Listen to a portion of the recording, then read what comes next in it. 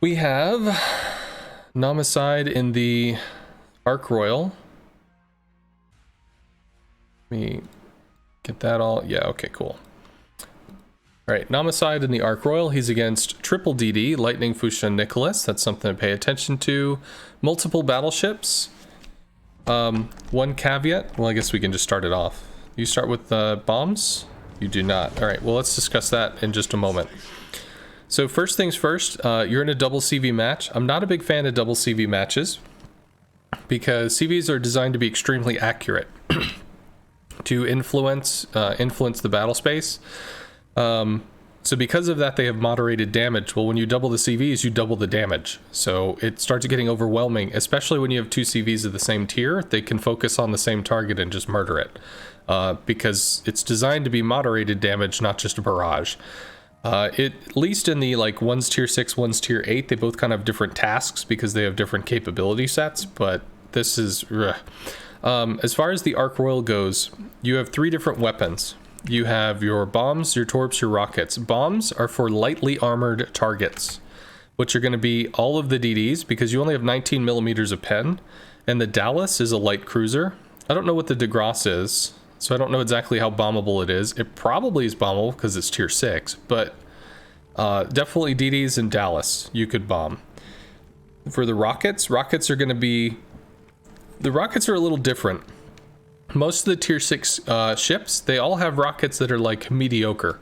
The rockets are gated at tier 6 because tier 6 is still considered a learning tier. So with your rockets, you're primarily going to be striking cruisers. The reticle is too big and kind of shitty as far as destroyers are concerned, so you're just not going to be applying very much damage. Whereas you could also strike maybe a Bayern, a New Mexico, because they have 26 mil pen. So you can actually pen battleships of the tier, at least with basic armor schemes. And then of course you have torps, which are excellent for battleships or really anything you can hit with a torp. Why did I call out the rocket stuff? Because you have 3 destroyers. You can have 1 probably on each flank. Although I guess maybe... No, because they're in divs, but they're different divs.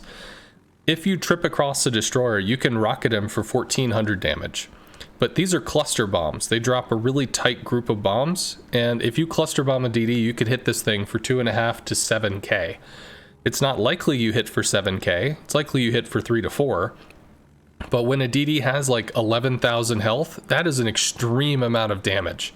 And especially if you roll the 7 and you just watch like half his health bar disappear, it's pretty abusive. So always start the bombs, especially during your scouting run, because if you trip across a DD, you can rip half of his health right out of his ship and force him to smoke. Or her. Right, so speed it up a little bit.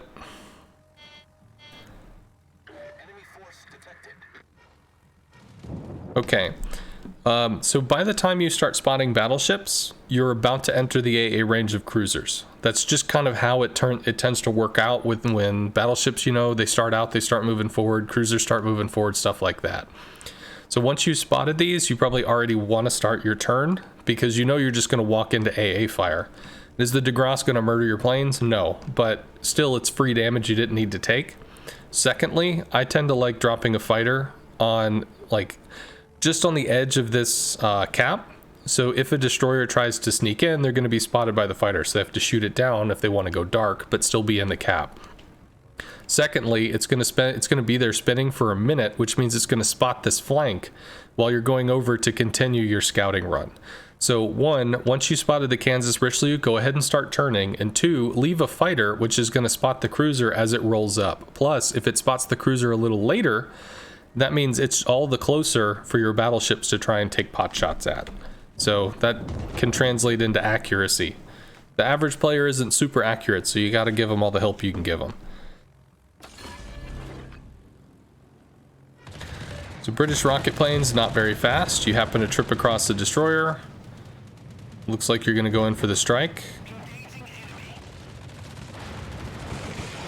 So once again, the reticles on the replays are a little off. They're usually a little further than they actually were. So the Nicholas should have used their smoke. I mean, they blew the smoke, they kept running. They needed to actually stay in the smoke, and they could have contested, Or they could have stayed in the smoke until their friends, the Dallas, the New Mexico, etc., told them that there were no planes still, and then they could bail. Secondly, when the destroyer comes up here and looks to challenge the cap, there's no other ship that's here to help them. They're completely alone. So if these two destroyers run over and jump their shit, if a bunch of planes come over and spot them and jump their shit, the only thing this dude can do is either run or smoke, and then be stuck in the smoke while these two roll up and kill him, or the planes circle like vultures. B is it's a high risk play, and being able to catch the Nicholas like this, to be able to drive him off, is great, because it means that the cap's not going to fall to the enemy team. But this DD should never have been here in the first place. Not unless there was a Dallas or a New Mexico rolling up and using this island for cover, which they could then fall back to their AA umbrella and they could work as a team to get Bravo, instead of just him going off and doing it alone.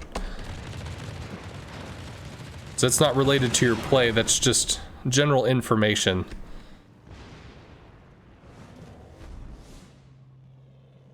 Okay, I didn't notice the CV movement before. Maybe you accidentally kicked it in full gear. Sometimes that happens. By the way, there's a lightning over there. Okay, so with this, you're going to want to drop about one length ahead. That's a little bit low on the drop.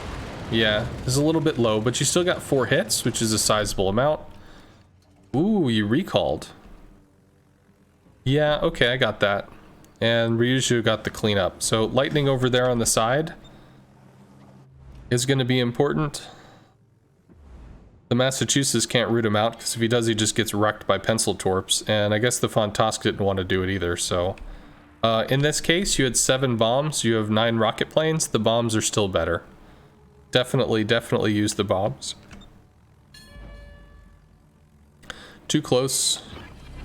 So the Lightning actually has excellent AA within 2 kilometers, so if he was able to see these planes right now, he could murder them really quick. So, in that case, I don't know if you drop the fighter there just because he can murder the fighter, and then it's gone. For the low price of not smoking as quickly as he could, ultimately, though, the Fontosk is going to roll up and probably wreck him. Because French destroyers get reload boosters and very super fast torps, yeah. Okay, let's look at the map. So they've got a heavy push over at A. You have 3. The Graf Spee is charging to his death, so the Graf Spee is dead. The question is, does the Lenin and the Odin follow or not? But you do have 2 caps to 1. Well, 2 caps to none because it's contested right now, but the Graf Spee will be dead soon. Working on the Kansas is okay, but something to remember. You do not want to go out of your way to strike tier 8 battleships, because these things are going to, like, in order for you to get 3 little torps in the sky, you're going to lose 8 planes. Now, I mean, we might watch it and it's not the case, but I would expect that you lose 6 to 8 planes for this. And that is not an exchange rate you can continue. You're going to do about 8 to 10,000 damage. He kills just about more than half of what your CV has in terms of planes. Will it regen more? Sure. But it's so brutal. Like, you don't win the change. Alright, so you're coming in, you pre-dropped, you've lost 1 plane, you've lost 2 planes, you're about to lose the 3rd, and you got it out. Okay. So good with the pre-drop. You did get a flood. Those 2 little torps are probably about 6,000 damage. He damage con, so that's excellent. And it looks like you got probably 1 plane out. I can't see. Yeah, you just got 1 plane. So you traded 5 planes for 2 torps and a flood. Which, I mean, it's better than it could have been. But ultimately, who's going to kill this? You or the Massachusetts? The Massachusetts is going to be killing it. At this point, you're just kind of adding status effects and dogpiling. Maybe you get a fire here. That was a decent hit. So you nailed the superstructure because you shatter on everything else. So 3,500, you're able to get 2 drops off. Cool. Yeah, Graf is dead. Lenin's soon to follow. He's just walking to his doom. And the Odin is actually bailing. Just as a general rule, if you're in a tier 6 CV, this is a last resort. This is the resource dump that you're like, if I'm going to commit to this, I'm going to lose a whole lot to do it. Bayern, New Mexico, they're both tier 6. You could definitely approach them. Tirpitz is going to have, even though it's tier 8, it's going to have kind of bad AA. It needs to rely on a fighter consumable, and you're in on the Byron, which is good.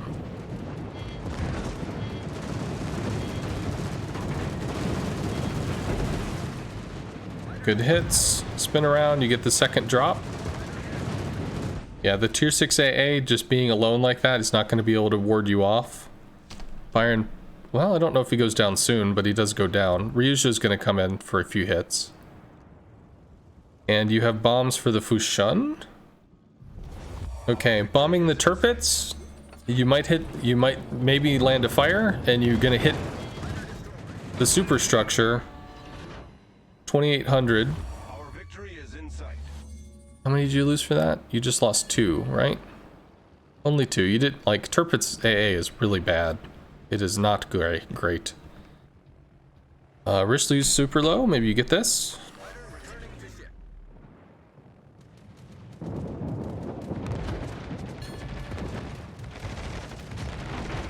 That's probably a kill.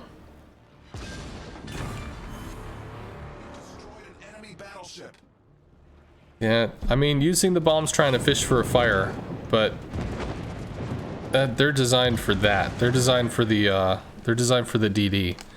Don't be afraid to use rocket planes for the battleships, because the battleships are large enough that your rockets are actually going to hit on force, which is going to, I mean, it has fire chance just like the bombs do, but also the bombs had another use. The bombs, theoretically, if you, let's say you had a teammate die, or the points weren't, you know, there, and the match was going to continue. If you throw in bombs at the Turpits and you're losing bombs, then theoretically, if the next target is that Fushun, you may not have the bombs. So that's going to be kind of the... You're going to need to be looking at, like, do I have the tool for the next thing?